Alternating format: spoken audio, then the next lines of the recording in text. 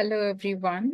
A warm welcome to another interesting episode of the Reflection series where we listen to stories that recharge and rejuvenate us.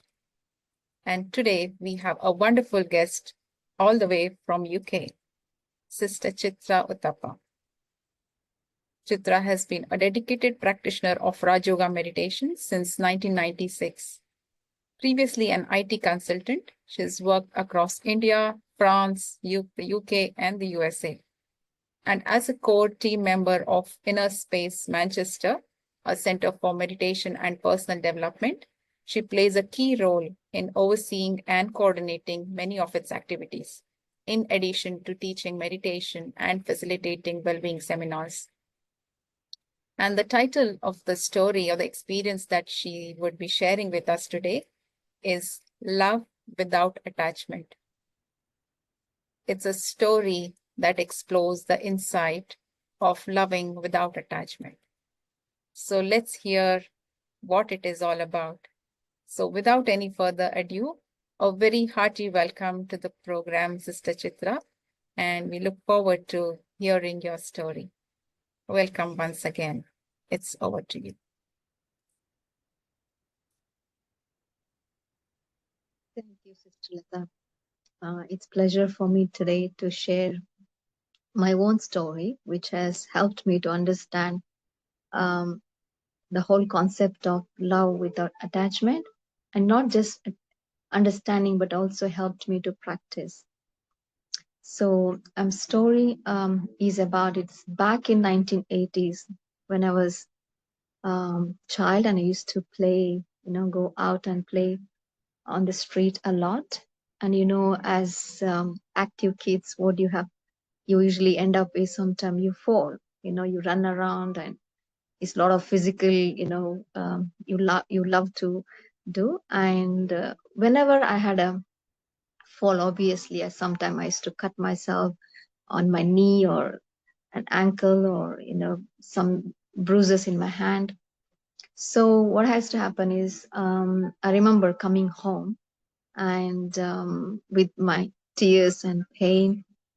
And the moment my mom saw this, first time she was very panicking, and then she started screaming at me, um, why you didn't look after yourself? You have to be very careful while playing, and you have to look after the children.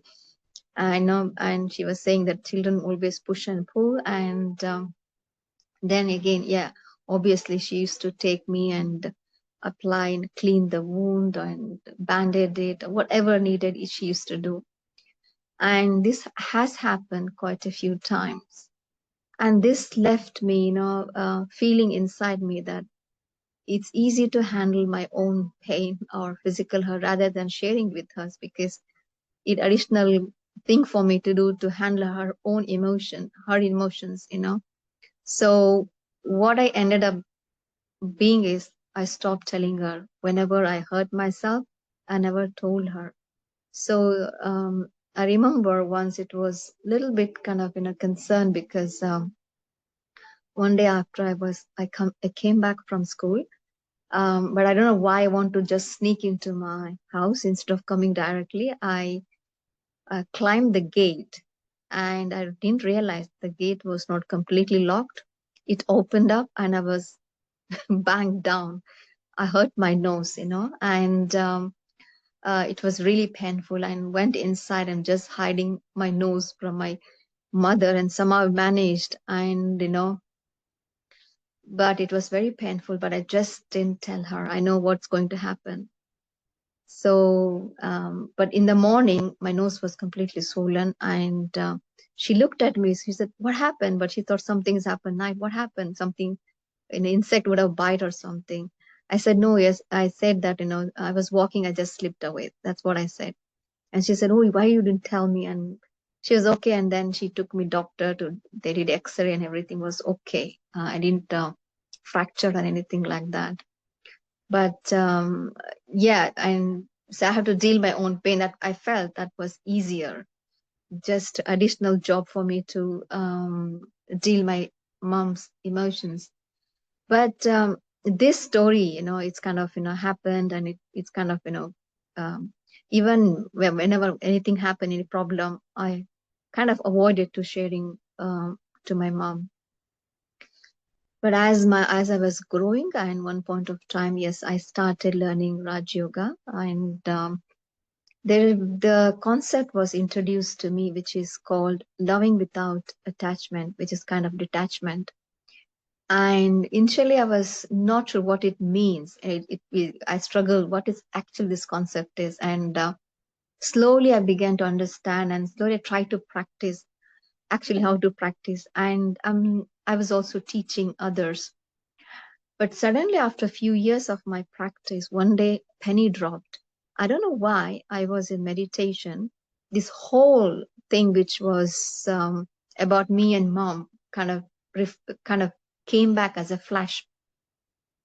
And then I realized that, oh, this is what it means to love without attachment, because my mom was loving, but also a lot of attachment towards me. So what happened is, because of our attachment towards me, she used to get panic, and she used to be emotionally down, because that's what happens when you attached with some people or some things. When that is damaged, or that something happened to, the first thing is you will be disturbed. That's a whole concept of attachment leads to a disturbance. And but but what happens is, then she won't be able to for me to take care. What I felt, as a child, what I needed whenever I hurt myself was, I needed caring, I needed attention, I needed mostly reassurance. When children are in a shock, you have to reassure, like, nothing is going to happen, everything will be okay. But you can't, that things can't come when person is completely disturbed. I could see how the attachment towards me, my mom could not able to care fully. She's not available fully for me. So I know she loves me, but she's not available when I really need it. So I really understood love is nothing but, I give something according to what the need of other person is, instead of what I wanted. This is the become very clear, um, in the whole story for me, reflecting and understanding the whole concept. Again, I was kind of, for example, if you just love without attachment, it's a beautiful thing. It helps in harmonizing the relationship. It is healthy relationship, because when you love someone, so you care for other person, you are making yourself available when their needs are there. What happens when the attachment is there in the relationship? It's going to be very hard, because you're going to disturb, because you have some expectation in the relationship because of the attachment, or this person is never going to it's like a never going to happen to this person, or nothing going to happen this person. It's kind of, you feel everything what's going to other person. So that made me to realize about loving without attachment is very important. And this whole my own experience opened the insight. Then I started looking at myself, you know as I have my parents, I have my sibling, I have my colleagues, I have my friends, and looking at how my attachment towards them creating disturbance, and I'm not able to meet their needs whenever they wanted.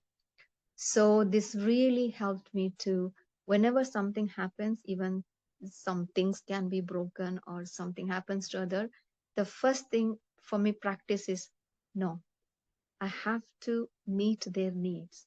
To meet their needs, I need to be maintain the stability inside myself. It didn't come in a first practice. Whenever there is something, I have to practice every time. Still, my practicing is, I'm not 100% overcome my own attachment, because that's a deep down habit. We all have created it. But this experience, and this relationship I had with my parents had given a kind of, understanding deep down what it really means, and the practice. So I think, yeah, I feel kind of, even opening up this story to all of you can also look at your own relationship. Do I really available completely and care for someone or reassure someone when there is need for that person, or I go into disturbance mode, or I get into the emotional turmoil and make myself unavailable. So it's every one of us to check that and come off the attachment we have towards people and also towards things, and more use the energy of love in our relationship.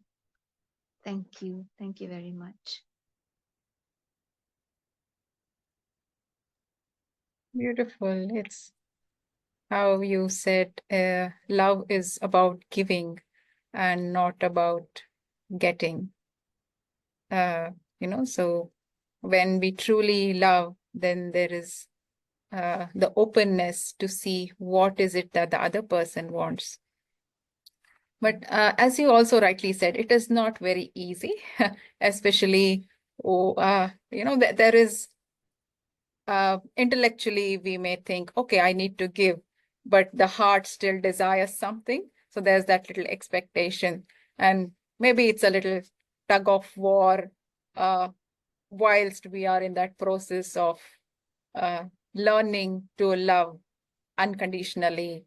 Uh, how do we go through that process? What is it that we can work upon to better ourselves at giving and loving? The process, I'm just sharing the process I'm working on, I'm working until now, is reflection. First, to make myself to understand what actually love means, what actually it means for me, and I go through that process just talking to myself and doing reflection. If you're meditating, it's great, because meditation is the something where you connect with your true nature, and one of our true nature is love. And also, if you've been connected with us for different topics, and you know that the soul's true nature is peace, love, joy, wisdom, and truth. So when I meditate and connect, that also help to come off the habit I've been holding on to, or I've been kind of wired into. So one of the thing is this reflecting and contemplating and meditating. And then the second thing is paying attention. When I'm working with people, I pay attention on myself about, it's not easy, because that's where we understand everything, but when things happening, we lose the attention. But there's another practices, and you, as you know, in Brahma Kumaris, we also practice traffic control, which helps me. But to see, be attentive that I don't slip into the mode of disturbance. So whatever they say, whatever happens to them, to maintain the, something, even sometimes you be encountering the anger, the one you love, you love so much, and they throw anger on you. And even that's also, there is when you take a course on anger management or anger, the one of the thing we also share about is, when any person has shows an anger, it's something, again, there is a need is not been met. That's where the anger is coming from. And so again, you have to see everything, what they need from me. There's some need, because as a loving person, you can I, complete their need. First, I have to understand what is the need of the person. Even they're getting angry at me or angry at something, there is something, the need has not been met. So again, I pay attention in my relationship about, can I fulfill their need? If I can't, then I can have at least have a good wishes. So it's a both thing, practicing reflection and meditation at the same time, paying attention while I'm interacting and communicating and working with people. This is a practice I'm going on. Thank you.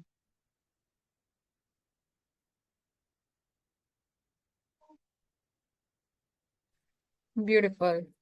I've heard one question many a times from some of them, uh, and they say, "Why is it that I have to give every time?" It's good that we give, but is it wrong to have an expectation of others? What would your thoughts be on that? I think expectation leads to sorrow and stress. That's my experience. I think giving is more easy bit. I giving is a not. I there you see there should not be a compulsion. You give only what you have. I think this is what the whole thing. Uh, give the things what you are. Have within yourself. You can't give things what you don't have it. So, for example, there is a maybe some may need time. So, asking yourself the priority. Okay, I think in down the line, I think we should not be little bit of what I get out of this relationship. That's another thing. Then it won't be a relationship; it will be completely business. Oh, I give and take and give and take. And actually, what I'm experienced is we are made our whole a human being is as a being we are designed to give. The more you give, I think there is a somehow the comforts, the happiness we have. But I think we are not somehow we are not understand what it means to give. Okay, I think we have to first and go deep down to really understand what it means to give. If you really understand what it means to give, then it will be easier to give, and you'll experience tremendous happiness in giving. Until then, I don't think so. It's giving is a lot of becoming more pressure. Okay, all the time I'm giving, because that's where the happiness is. Okay, and I'm not in talking in terms of physical things. First, can I give which doesn't cost anything, nor it costs time, nor it costs energy, is just holding the good wishes for everyone. Can I have that first? First, I'm preparing mentally, okay, before going to the physical and giving someone time, giving someone some kind of support. Before that, I think I need to work in a very subtle level of giving just good wishes. Can I do that level? When I am mentally uh, stable, and I think what is happening is why we are struggling to give, because we are not experiencing ourselves. So that's what the meditation comes, because whatever my needs needs to be fulfilled before giving others. If my needs are not fulfilled, how can I give others? But how can I fulfill needs? That's what I learned from Raj Yoga. Whatever I need, that is there within me, myself. I need peace, I have. I need joy, I can create that. I have love, it is within me. Wisdom within me. So there's something, everything is available within me. It's just meditation is to process, to go and experience it. More I experience, then I'm able to fulfill other people's need. Otherwise, I can't. Empty pot can't give anything. This is what we're trying to do it. We are not experiencing happiness inside and we're trying to give someone, it doesn't work. Inside, I'm disturbed, I'm trying to make someone peace, doesn't work. So before giving, let me fill myself. Let me come into the state. I don't feel empty inside. Then I can give the energy of love, peace, others. Then gradually you can bring that in a physical level, in giving someone time, giving someone support or some physical help. That can come later. But I think I need to work from internal, then come into the external. important to understand what it means giving. Until then, it's kind of, it'll be superficial, it will be, and also very hard. We do it, but it won't work that way. Wonderful. And based on your experience of practicing it, since some time you realized, has there been any practical change or shift that you see, or others may have noticed in you because of this inner transformation that you've brought in yourself? Yeah, I have got comment. You get here and comment, and they said that you become more more light. You become more easy. So I think it helps us. If I'm light and easy inside, I think people have commented it. That doesn't matter other people commenting, but you have to, first is you have to notice that change within yourself. And yes, people do comment. I think you have been I said, yeah, I have mentioned so many times, yes, I've let go of many things. That's the reason you see me being light. Yes, people have commented a few things, and but I know I'm yet not 100% there, because it's a journey for me also. 100% loving without any attachment, and it's a journey for everyone. It doesn't happen overnight. That's too much of expectation of ourselves, because the attachment is deep down in our subconscious, and it's completely, attachment is there as a part of our habit. I feel it's very important to practice reflection, contemplation, meditation somehow to come off it. When we come out of it, I think that will be a blissful state we can all experience. And with that lovely thought, I think I am going to request you to lead our viewers into a meditation experience. Because as you said a little while ago, that meditation has really helped you bring that transformation. So why not give our viewers a little glimpse of that as well? So if you can lead us into a meditation experience through a commentary, please. Thank you, Sister Lata. Let us,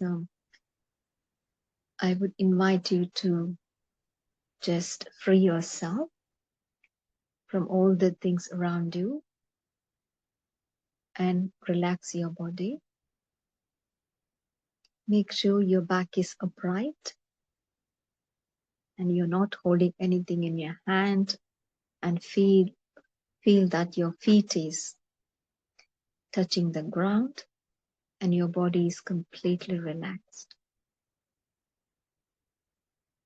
If possible, you can take deep breath, breathing in and breathing out deeply. Just once, to relax our body. Once our body is relaxed,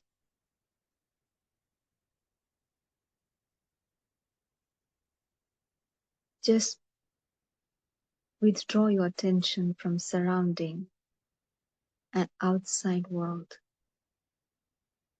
Slowly bring your attention on yourself. Just scan the body from toe to head and see if you're holding any tension or tightness. Let every muscles and cells be relaxed.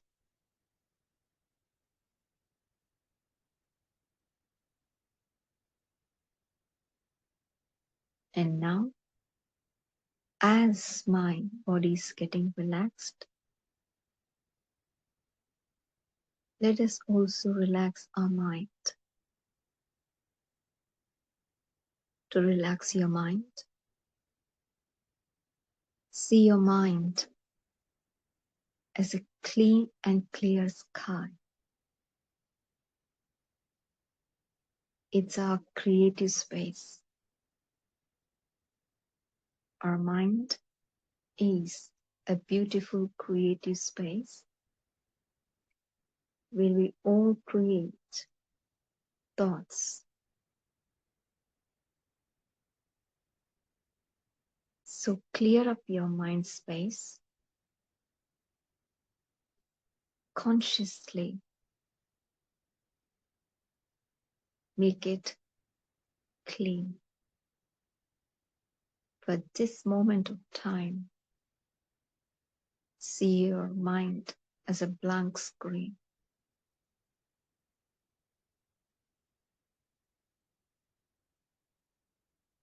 In your own time, bring a thought about yourself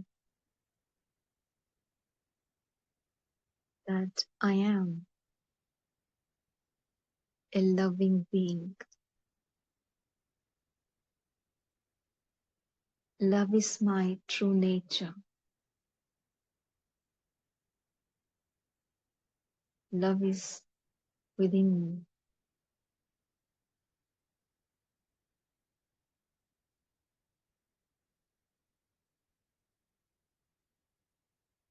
Love is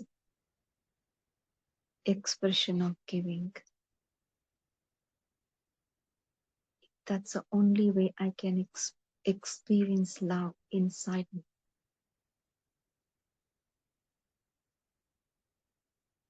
Just see your own beautiful heart.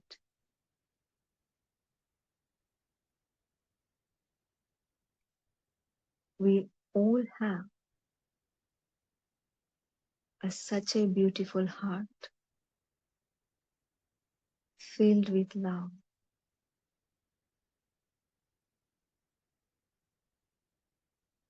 I know the journey of our life has challenged us, and somehow we have closed it and we have blocked our heart to open. Some way our trust has been broken.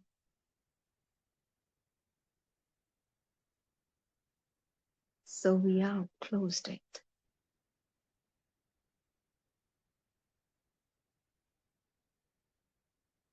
But this is the time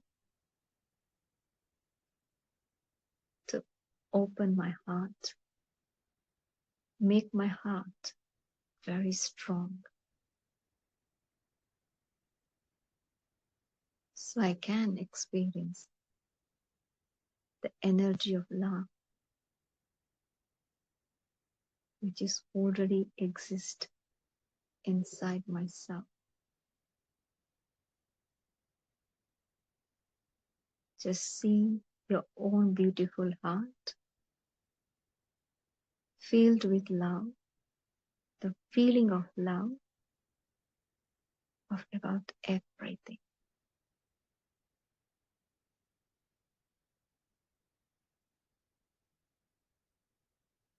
Actually, you are the love.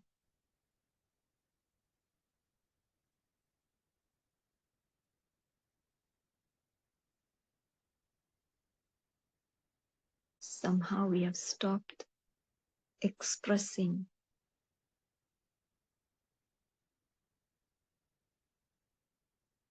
within myself.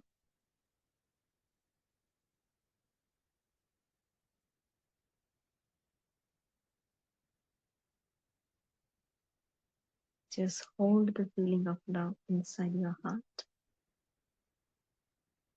for a few seconds.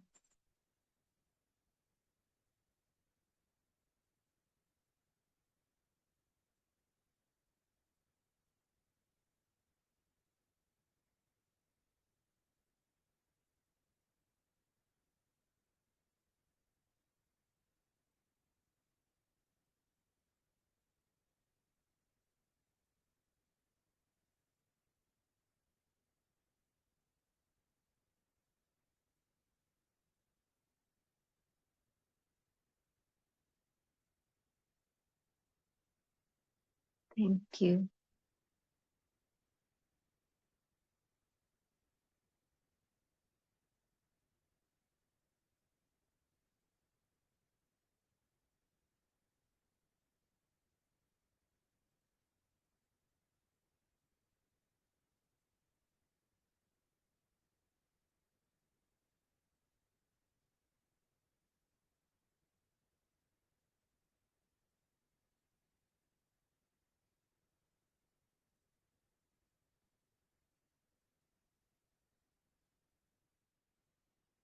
Thank you for that beautiful sharing and the beautiful meditation experience, Chitra. And for the viewers, and if you would like to know more about us, please do visit our website, www.brahmakumaris.org.au. All the details of our programs and the location of our centers and retreat centers is listed up on there. And see you in another episode. Till then, take care. Om Shanti.